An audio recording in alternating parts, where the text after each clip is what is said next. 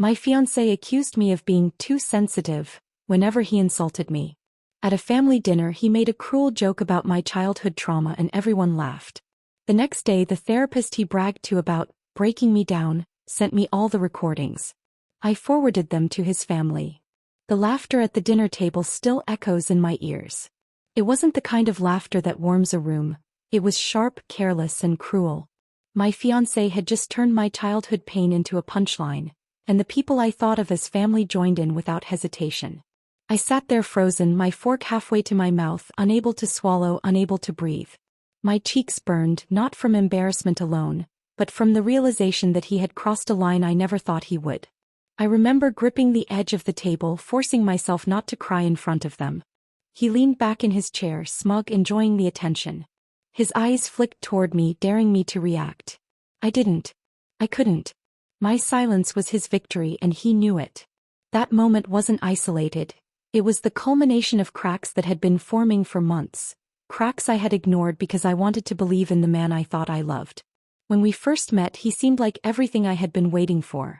He brought flowers to our second date, remembered the smallest details I shared, and spoke with a gentleness that made me feel safe. I told myself I had finally found someone who saw me. But even in those early days there were signs I brushed aside. One evening, while we were walking through the park, he teased me about the way I pronounced a word. It was harmless enough, or so I thought. He laughed, nudged me, and said, "You're adorable when you mess things up." I laughed along, though something inside me tightened. Later he joked about my handwriting, calling it childish. Again I smiled, convincing myself it was affection disguised as humor. The truth is, I wanted so badly to believe his kindness was real that I ignored the sting of those remarks. I told myself I was being overly sensitive, that everyone jokes in relationships. But the jokes kept coming, and each one chipped away at the confidence I had worked so hard to build. As time went on, the teasing grew sharper. He mocked the clothes I wore, saying I dressed like I was stuck in another decade. He laughed at my laugh, imitating it in front of his friends until they joined in. When I tried to defend myself, he twisted it back on me. "You can't take a joke," he'd say, shaking his head as if I were the problem. "You're too sensitive." I started to believe him. I began second-guessing everything I said, everything I did. I stood in front of the mirror longer than usual, wondering if my outfit would invite another remark.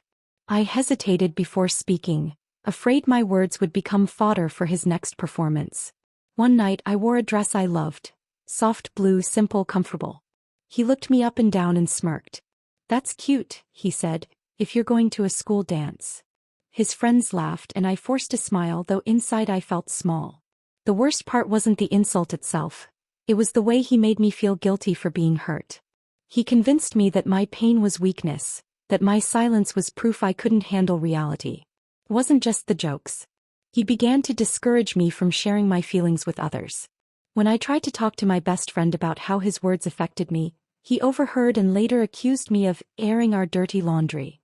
"They won't understand," he said. "They'll just take your side because you're playing the victim." I stopped reaching out. I stopped confiding in the people who had always been my support system. Slowly I carried the weight alone. He made me believe that no one else could see the truth, that only he understood me.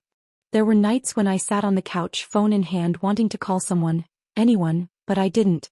I stared at the screen until the battery drained, convincing myself it wasn't worth the trouble. He had built a wall around me, and I let him. The isolation wasn't loud or obvious. It was quiet, creeping like a shadow that grew longer each day. I didn't realize how far I had drifted from myself until it was too late. The dinner was supposed to be a celebration. His parents had invited us, and the table was filled with laughter, food, and stories. I tried to relax, to enjoy the evening, but I should have known better. At one point, the conversation turned to childhood memories. Without hesitation, he brought up mine, the painful ones I had shared with him in confidence. He twisted them into a joke, exaggerating details, making light of the moments that had shaped me. The room erupted in laughter. His mother chuckled, his father shook his head in amusement, and his siblings leaned in, eager for more. I sat there frozen, my heart pounding. I wanted to disappear. He looked at me, waiting for my reaction. I forced a smile, though my hands trembled under the table. Inside I was screaming. That night, I realized he wasn't just mocking me. He was exposing me, stripping away my dignity in front of the people I had hoped would accept me. The drive home was suffocating. He hummed along to the radio, tapping the steering wheel as if nothing had happened. I stared out the window, replaying the moment over and over. I wanted to confront him, to demand an explanation, but the words wouldn't come. My throat felt tight, my chest heavy. He glanced at me once, smirked, and said, "You're quiet. Don't tell me you're upset about that. It was just a joke." I didn't respond. I couldn't. My silence was the only shield I had left. He mistook it for weakness, but in that silence something shifted. I began to see the cracks more clearly.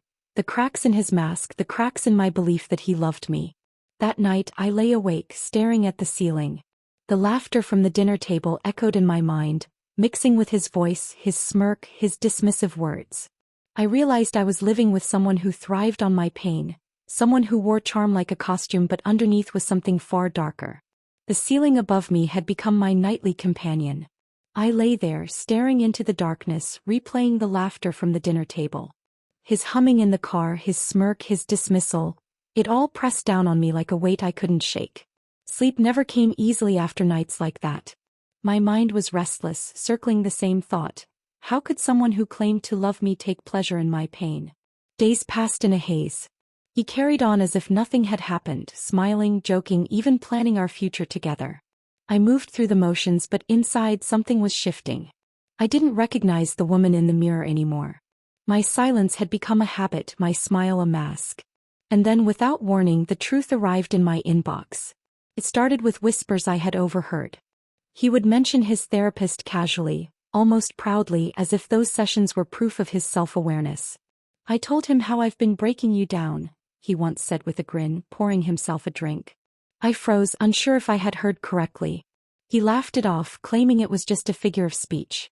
But the words lingered, heavy and unsettling. At first I dismissed it. Maybe he was exaggerating, maybe he was trying to sound clever. But the way he said it, like it was an accomplishment, gnawed at me. He seemed to relish the idea of control, of shaping me into someone smaller, quieter, easier to manage. There were nights when he'd return from those sessions with a smug expression, as if he had just won a game. He'd sit across from me, sipping his drink, and say things like, "You don't even realize how predictable you are." I'd laugh nervously, unsure whether he was joking or confessing. Deep down I feared it was the latter. One morning, as sunlight spilled across the kitchen counter, I opened my laptop to check emails. Among the usual clutter, one subject line stood out: "You need to hear this." It was from his therapist. My heart raced. I hesitated, unsure if I should open it. But curiosity and something deeper, a need for answers, pushed me forward. Inside was a short note: "I cannot continue working with him. You deserve to know the truth." Attached were audio files. My hands trembled as I clicked the first one. His voice filled the room, familiar yet foreign. I paused, staring at the screen. My chest tightened. I wanted to close the laptop, to pretend I hadn't seen it. But I couldn't. I pressed play. The recordings were worse than I could have imagined. His tone was casual, almost cheerful, as he described me like a project he was dismantling piece by piece. He spoke of my insecurities with amusement, detailing how he used them against me. He laughed about the dinner incident, calling it a perfect example of how easy it is to break her. I sat frozen, listening to the man I thought I knew reveal himself as a stranger. His words cut deeper than any insult he had ever spoken to my face. He mocked my laugh, my clothes, my silence. He bragged about how he could make me doubt myself with just a few words. At one point he said, "She thinks I love her. That's the best part. She has no idea." My stomach turned. I pressed pause, unable to breathe. The room felt smaller, the air heavier. I wanted to scream, but no sound came. I forced myself to listen to another recording. Each one peeled back another layer of deception. He wasn't just careless, he was deliberate. Every joke, every smirk, every dismissal had been calculated. By the time I finished the last recording, I felt hollow. The man I had defended, the man I had trusted, was gone. Or maybe he had never existed at all. Every tender moment, every promise, every smile, it had all been a mask. I thought back to the flowers he had brought me, the gentle words he had whispered. They weren't signs of love. They were tools of manipulation. He had built an illusion and I had lived inside it, blind to the cracks forming around me. The realization was devastating. I had given him my heart, my trust, my vulnerability. And he had used them as weapons. I sat at the kitchen table staring at the laptop, tears streaming down my face. The recordings played over in my mind, each word a reminder of how deeply I had been deceived. But beneath the grief, something else stirred. A spark. A flicker of anger. That anger grew with every passing minute. It was stronger than the fear, stronger than the doubt. For the first time I saw him clearly, not as the man I loved but as the man who thrived on my pain. I closed the laptop and sat in silence, my hands clenched into fists. The recordings hadn't broken me. They had awakened me. I realized I wasn't powerless. I wasn't weak. I had been manipulated, yes, but now I had proof. Proof of his cruelty, proof of his lies. Later that day he walked into the kitchen, smiling as if nothing had happened. "What's for dinner?" he asked casually. I looked at him, really looked at him, and felt a surge of clarity. His charm no longer fooled me. His mask had slipped and I couldn't unsee the truth. I didn't answer his question. Instead I stood up, walked past him and left the room. My silence wasn't weakness anymore. It was strength. He noticed the change, I could see it in his eyes. But he didn't know why. Not yet. That night as I lay in bed, I felt something I hadn't felt in months. Resolve. The recordings had lit a fire inside me and I knew it wouldn't burn out. I wasn't going to let him win. I wasn't going to let him define me. For the first time I wasn't afraid of him. I was ready. The resolve I felt that night didn't fade with sleep. By morning, it had sharpened into something steady, something unshakable. I sat at the kitchen table, the laptop still open, the recordings still saved. My hands hovered over the keyboard, my heart pounding. I knew what I had to do. With deliberate breaths, I selected each file and attached them to an email addressed to his family. My fingers didn't tremble this time. I typed only a short line. "This is who he really is." No explanations, no apologies. I pressed send. The moment the email left my outbox, I felt a strange calm settle over me. It wasn't relief, it was power. For months I had been silent, swallowing pain, convincing myself I was too sensitive. Now I had spoken in the loudest way possible.